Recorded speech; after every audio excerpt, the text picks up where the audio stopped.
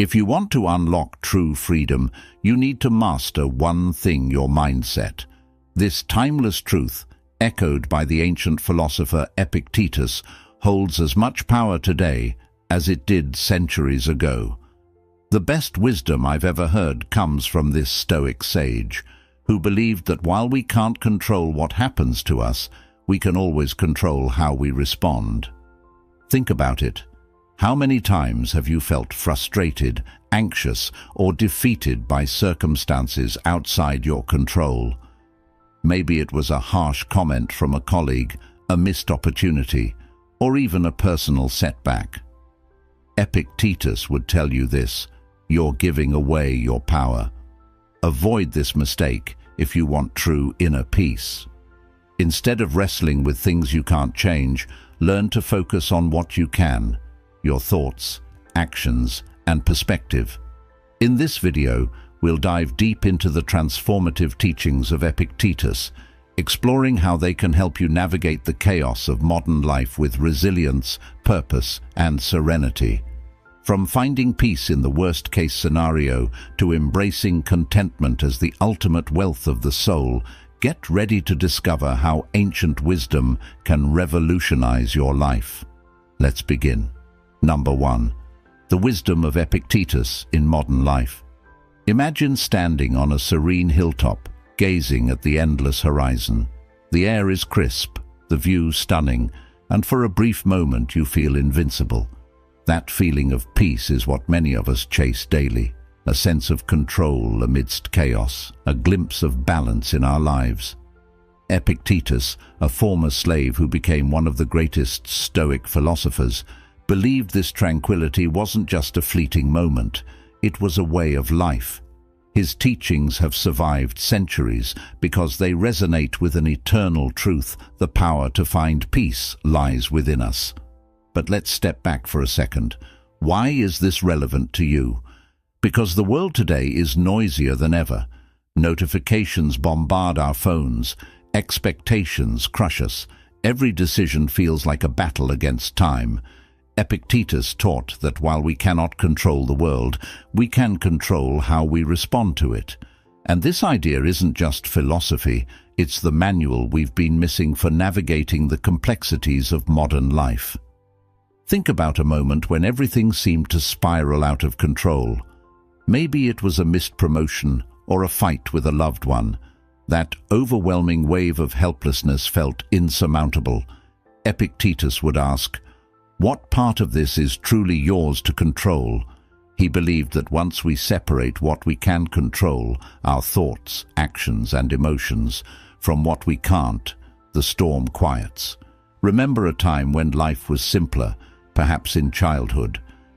Back then, happiness came from small things: an ice cream cone on a summer day, a favorite cartoon, or just running through the grass. What changed? Somewhere along the way, we started focusing on things outside our control: validation from others, chasing material success, fearing failure.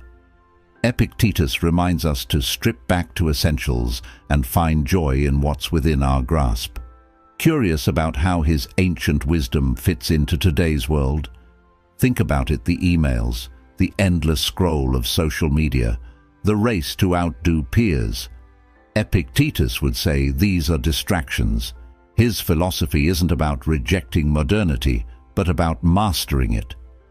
What would your life look like if you stopped reacting to every external trigger?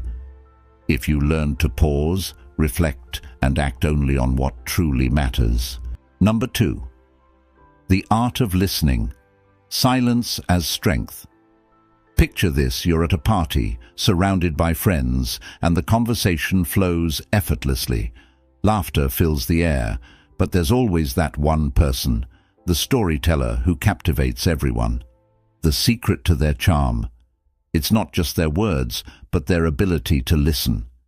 Yes, listening is a superpower, and Epictetus recognized it long before psychology backed it up. He once said, "We have 2 ears and 1 mouth so that we can listen twice as much as we speak." It's a simple observation but profoundly powerful. In a world where everyone is shouting to be heard, the ability to listen has become rare and invaluable. Why? Because listening isn't just about hearing words, it's about understanding emotions, intentions, and the person behind those words. Let's delve into the core of this idea. Listening, Epictetus believed, isn't passive. It's an active skill, a discipline that demands patience and humility. When you listen, you step outside your ego. It's no longer about proving a point or being right. It's about connecting, learning, and growing. Think about the last time someone truly listened to you. Didn't it feel like a gift? Imagine being able to offer that gift to others. Now let's reflect. In our younger years, conversations felt more genuine. Perhaps it was because we were less distracted or more present. Remember those late-night talks with friends, the ones where you shared dreams, fears, and secrets. Those moments weren't just about talking, they were about being heard and understood. Somewhere along the way, as life got busier, we lost that magic. Here's the curiosity. How can we reclaim it? Epictetus's teachings on listening aren't just about improving relationships, they're about mastering ourselves. When we listen, we learn not only about others, but also about our reactions and judgments. What if, in your next conversation, you focused entirely on the other person? No interruptions, no thinking of what to say next. Just presence. The results might surprise you. Number 3. Mastering your emotions. Staying unshaken by others. Imagine waking up to a perfect morning. The sun is shining, your coffee smells heavenly, and everything feels right. Then, out of nowhere, someone cuts you off in traffic, or a snide comment from a coworker ruins your mood. Your peace shatters, and frustration takes over. It's astounding how quickly we let others dictate our emotional state. But what if they didn't have that power? What if you could remain calm no matter what? Epictetus argued that our emotions are not reactions to the world, but reflections of our perceptions. He believed that nothing has the power to disturb us unless we grant it. This isn't about suppressing emotions, but understanding them. Why does someone's rude comment sting? Because we assign meaning to it. What if you chose not to? Think about a time when someone upset you deeply. Maybe it was a heated argument, a betrayal, or just a bad day compounded by someone's carelessness. The hurt felt raw, uncontrollable. Now think about how much of that pain came from the event itself, and how much from replaying it in your mind, magnifying its impact. Epictetus would say that by changing our perspective, we reclaim our power. Do you remember a moment of emotional mastery in your life? Maybe it was staying composed in a tough situation or forgiving someone who hurt you. Those moments are rare, but profoundly empowering. They remind us that while we can't control others, we can control our reactions. Curious to explore this further? Consider the idea of emotional triggers. Most of us spend our lives reacting to criticism, to praise, to circumstances. Epictetus teaches us to pause. When you feel anger, frustration, or sadness creeping in, ask yourself, why am I giving this power? The world doesn't stop being chaotic, but with practice, you can be the calm in the storm. What would it feel like to live a life where your peace wasn't at the mercy of others? The answer lies in mastering your emotions, one reaction at a time. Number 4. Finding peace in the worst-case scenario. Picture this: you're standing in the rain, drenched to the bone, without an umbrella. Your car broke down miles from home, your phone battery is dead, and your plans for the day are ruined. Frustration starts bubbling up. The situation feels insurmountable, yet it's here, in this moment, where Epictetus's teachings shine brightest. He believed peace isn't found in avoiding problems, but in embracing them. Epictetus taught that the worst-case scenario is often where we discover our inner strength. He said, "Man is not worried by real problems, so much as by his imagined anxieties about real problems. In simpler terms, the fear of what could go wrong often causes more suffering than the event itself. Think about it. How often have you found yourself agonizing over potential disasters that never happened? And even when they did, you likely managed them better than you anticipated. Let's explore the core of this idea. Life is unpredictable, filled with setbacks and challenges. Epictetus believed that peace comes from preparing for adversity, not from avoiding it. He encouraged practicing negative visualization, a Stoic exercise where you imagine the worst possible outcomes. Why? Not to dwell on negativity, but to strip fear of its power. By confronting the worst, you remind yourself of your resilience. Think back to a challenging time in your life, perhaps a job loss, a breakup, or a health scare. At that moment, it felt like the world was crashing down. Yet here you are, still standing. The storm passed, and in its wake, you emerged stronger. These experiences, painful as they were, shaped your character and taught you lessons you couldn't learn any other way. Curiosity lies in this question. What if the worst-case scenario isn't as terrifying as it seems? Consider the story of James Stockdale, a US Navy admiral who survived years of torture as a prisoner of war. A devoted student of Stoicism, he credited Epictetus's teachings for his resilience. Stockdale accepted his suffering, but refused to be broken by it, embodying the Stoic principle of finding peace within. Could we, too, face our worst fears with such courage? The answer lies in embracing life's challenges as opportunities to grow. Number 5. Turning failures into stepping stones. Failure. Just hearing the word can bring a wave of discomfort. It's that knot in your stomach, the sting of regret, the echo of, what if I had done things differently? But what if failure isn't the end of the road? What if it's a signpost pointing you toward growth? Epictetus believed failure isn't something to fear, but a teacher disguised in disappointment. Imagine this scenario: you've poured your heart and soul into a project, only to see it fall apart. The initial reaction is heartbreak, maybe even anger. Epictetus, however, would remind us that failure is external.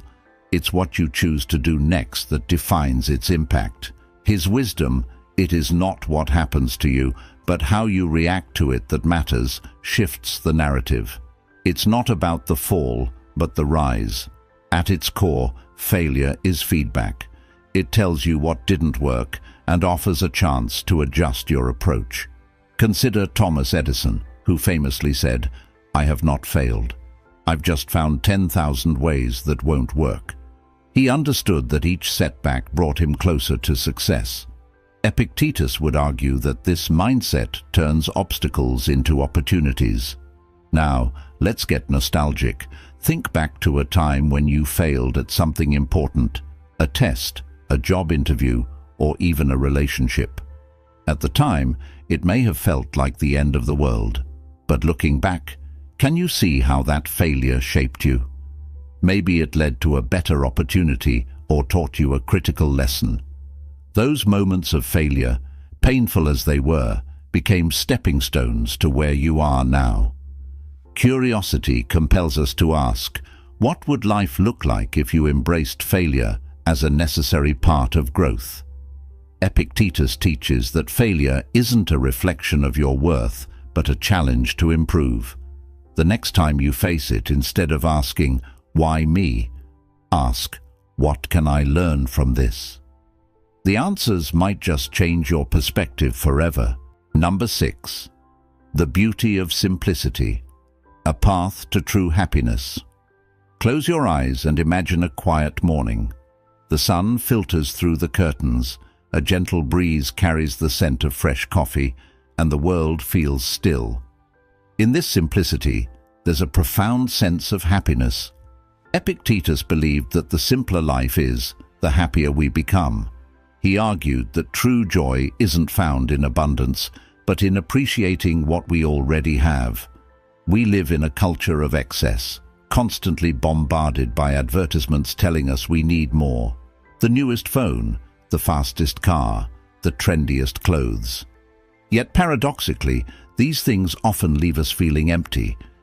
Epictetus would say this happens because external possessions can never satisfy internal desires. Happiness, he believed, comes from within, from aligning your wants with your needs. At its heart, simplicity isn't about deprivation, it's about focus. It's about clearing the clutter, both physical and emotional, to make space for what truly matters. Think about the joy of a heartfelt conversation, the warmth of a loved one's embrace, or the satisfaction of creating something meaningful. These moments, often overlooked, are where happiness truly resides. Nostalgia brings us back to childhood when life was less complicated. Remember playing with a favorite toy or spending hours outdoors, lost in imagination. Back then, happiness didn't come from having everything, but from cherishing what you had. As adults, we often lose sight of that simplicity, drowning in the pursuit of more. Here's where curiosity takes over. What if you stripped away the excess? What if you focused on experiences over possessions, on relationships over status? Epictetus challenges us to question what we truly need to be happy. By embracing simplicity, we might discover that happiness was never out of reach. It was waiting in the moments we often overlook. Number 7. The value of humility. Letting go of ego. Imagine standing at the top of a mountain, looking out over a vast horizon. In that moment, it's impossible not to feel small, humbled by the sheer magnitude of the world around you. This is the power of humility, the ability to see yourself as part of something greater without letting ego cloud your perspective. For Epictetus, humility wasn't just a virtue, it was a necessity for living a meaningful life. At its core, humility is about recognizing that we don't have all the answers, and that's okay. In a world that often rewards arrogance and self-promotion, humility offers a counterbalance. It invites us to listen more, judge less, and approach life with an open mind. Epictetus taught that ego is a barrier to growth, blinding us to our faults and preventing us from learning. If anyone tells you that a certain person speaks ill of you, he wrote, do not make excuses about what is said of you, but answer, he was ignorant of my other faults, else he would not have mentioned these alone. Humility allows us to accept criticism without defensiveness and to view it as an opportunity for self-improvement. Think back to a time when you let ego dictate your actions. Maybe it was an argument where you refused to admit you were wrong, or a moment when you dismissed someone else's perspective because you were too focused on your own. How did that turn out? Most likely it led to tension, regret, or missed opportunities. Now contrast that with a time when you approached a situation with humility. The outcomes were likely far more positive, fostering understanding and connection. Curiosity nudges us to explore, what if we practiced humility in our daily lives? How might our relationships improve? How much more could we learn if we admitted we didn't know it all? Humility isn't about diminishing yourself, it's about creating space for growth, understanding, and true connection. Number 8. Navigating wealth with wisdom and integrity. Wealth is a paradox. On one hand, it can provide comfort, security, and opportunities. On the other, it can lead to greed, corruption, and a never-ending pursuit of more. Epictetus viewed wealth not as inherently good or bad, but as a tool, its value determined by how we use it. His wisdom reminds us that integrity, not riches, is the true measure of a person. Picture this. You've just received an unexpected financial windfall. The excitement is palpable, but so is the temptation to splurge or flaunt it. Epictetus would ask, does this money serve your virtues, or does it enslave you? Wealth, he believed, should never compromise your principles. Instead, it should be used to uplift others and foster a life of purpose. At its core, navigating wealth with wisdom means understanding its limits. Money can buy comfort, but not happiness, luxury, but not contentment. Consider the countless stories of lottery winners who, despite their sudden riches, found their lives spiraling into chaos. Epictetus's teachings remind us that wealth, when pursued without virtue, can become a burden rather than a blessing. Think back to times when money influenced your decisions. Were there moments when you prioritized it over relationships, integrity, or health? Conversely, can you recall a time when you used your resources to help someone in need or to invest in something meaningful? Those actions likely brought a deeper sense of fulfillment than any material possession ever could. Curiosity leads us to question, how can we redefine our relationship with wealth? What if we viewed it not as an end goal, but as a means to live in alignment with our values? Epictetus's wisdom encourages us to seek richness in character, not just in bank accounts. Number 9. Living with purpose. Remembering life's fragility. Life is fleeting. It's a truth we all know but often avoid confronting. For Epictetus, acknowledging life's fragility wasn't morbid, it was liberating. He believed that by remembering the impermanence of life, we could find clarity, focus, and a deeper sense of purpose. Imagine holding a fragile glass in your hands. You cherish it, knowing it could shatter at any moment. This is how Epictetus viewed life. Precious because it's impermanent. He advised, don't demand that things happen as you wish, but wish that they happen as they do, and you will go on well. By accepting life's unpredictability, we free ourselves from frustration and learn to make the most of every moment. At its core, living with purpose means aligning your actions with your values. It's about asking yourself what truly matters and letting that guide your decisions. Consider the story of Steve Jobs, who, after being diagnosed with cancer, spoke about how confronting his mortality gave him a clearer sense of what was important. It's a poignant reminder that our time is limited, and how we spend it defines our legacy. Think back to a time when you were acutely aware of life's fragility. Perhaps the loss of a loved one, a near-death experience, or even a poignant moment of reflection. Those moments likely brought a sharp focus on what truly mattered, cutting through the noise of everyday distractions. They may have inspired you to cherish your relationships, pursue your passions, or simply savor the present. Curiosity beckons us to ask, what if we lived every day with that same awareness? How much more meaningful could our lives become if we embraced the fragility of life, not as a source of fear, but as a call to action? Epictetus's teachings remind us that purpose isn't found in seeking permanence, but in making the most of the time we have. Number 10. Contentment, the ultimate wealth of the soul. What does it mean to be truly content? Is it having everything you've ever wanted, or is it realizing you already have enough? For Epictetus, contentment wasn't about external circumstances, but about cultivating a mindset of gratitude and sufficiency. He believed that the soul's true wealth lies in being at peace with what you have. Picture a quiet evening sitting under a starry sky. There's no noise, no distractions, just a profound sense of calm. This is the essence of contentment, a state of being that doesn't depend on possessions or achievements, but on inner harmony. Epictetus taught, wealth consists not in having great possessions, but in having few wants.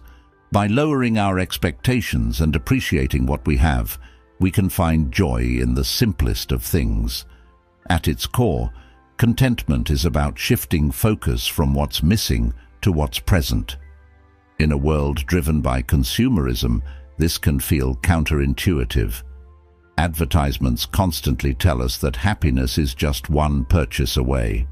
But how often has acquiring something new brought lasting fulfillment? True contentment, as Epictetus reminds us, comes from within, not from external acquisitions.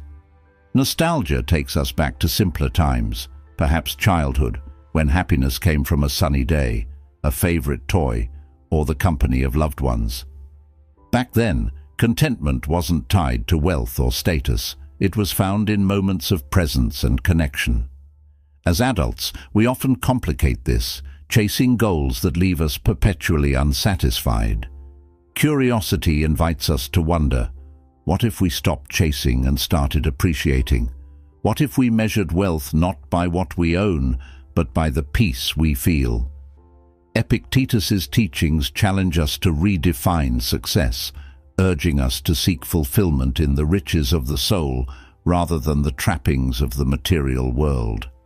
As we wrap up this journey into the timeless wisdom of Epictetus, take a moment to reflect on what resonated most with you. Whether it was the value of humility, finding peace in simplicity, or living with purpose, these lessons remind us that true strength lies in mastering our inner world. Life is unpredictable, but your mindset is your most powerful tool to navigate it. Remember, the first step toward transformation begins with action. If you've made it this far, drop 100 in the comments. It shows you're part of the rare 0.01% who commit to self-improvement till the end. And if you're serious about leveling up your life, don't forget to hit subscribe and join our growing community. Together, we're building a life rooted in wisdom, purpose, and resilience. Let's rise above and thrive.